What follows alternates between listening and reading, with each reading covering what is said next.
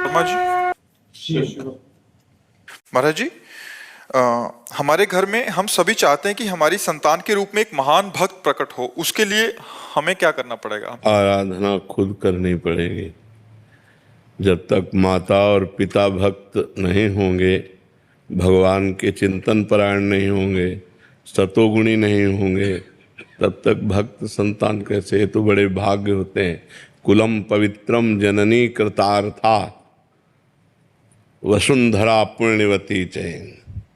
वो भूमि पावन हो जाती है, वो कुल पावन हो जाता है, वो माँ जय जयकार करने योग्य हो जाती है जिसके पुत्र भगवान का भक्त पैदा हो। नाम प्रसंग कहत उपदेश, जहाँ या धर्म धन्य सो देश, धन्य सो कुल जो जन्म भयो, धन्य सो तात धन्य सो माय, संतत सकल सुनो चितलाय। श्री हरिवंश।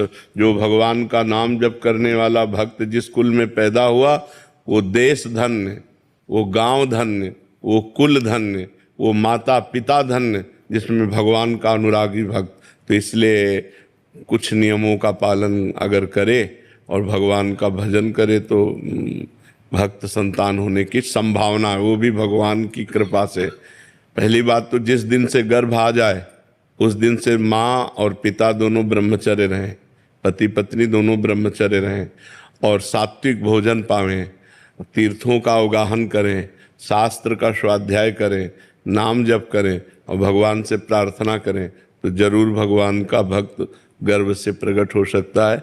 दूसरा कोई उपाय नहीं। संसार का त्याग करके रात दिन भगवान में चित्त जोड़ना है, बहुत बड़ी बात है, ये बहुत बड़ी बात है। तो ऐसा करे, भगवान से प्रार्थना करे और संयम से चले, नाम जप करे तो वही संस्कार गर्भस्थ शिशु में पड़ेंगे तो जरूर न जरूर भगवान का भक्त या देश भक्त पैदा हो जाए तो जीवन कृतार्थ हो जाए।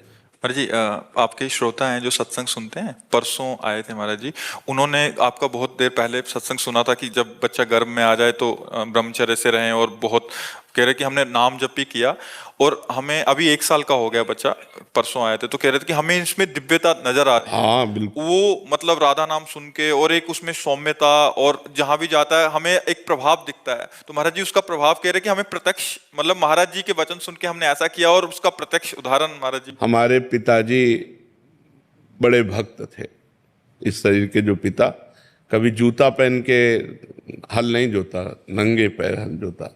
और संतों की सेवा, तो हम लोग जब छोटे छोटे थे 4-4 संत आ जाते, सबके चरण दबाओ, चरण धो, चरणामृत पियो और उनके पास बैठना। वो श्री राम जय जय राम कीर्तन कराते, कीर्तन करते, भागवत हो रही वही बैठ के सुनते।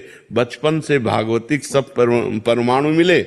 माता जी को तो क्या कहना, साक्षात देवी।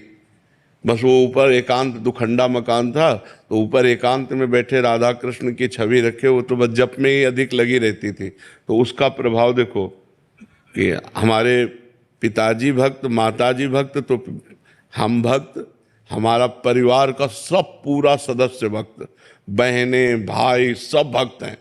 तो जैसे हम परमाणु अपने परिवार को देते हैं वैसा ही हमारा परिवार होता है। तो हम माता पिता का विशेष योगदान होता है। पुत्र की उद्दंडता या सौम्यता ये माता पिता से। अब आप गंदे आचरण कर रहे हो, गर्भस्थ शिशु है, उल्टा सीधा खा रहे हो, उल्टे सीधी बातें कर रहे हो, वही संस्कार पड़ रहे हैं। आप जब बच्चे थोड़ा सयाने हुए, आप बीड़ी मंगा रहे हो, आप शराब पी रहे हो उनके सामने, वही संस्कार पड़ रहे हैं उनके, वही संस्कार बनते हैं। जब संस्कार दिए जाते हैं तो देखो सब, हमें लगता है कि अगर हम पुत्र को उन्नतशील बनाना चाहें तो गर्भ से हमें सावधानी रखनी पड़ेगी। गर्भ से ब्रह्मचर्य, जहाँ संतान आ गई फिर ब्रह्मचर्य का माता पिता कौन पालन करता है?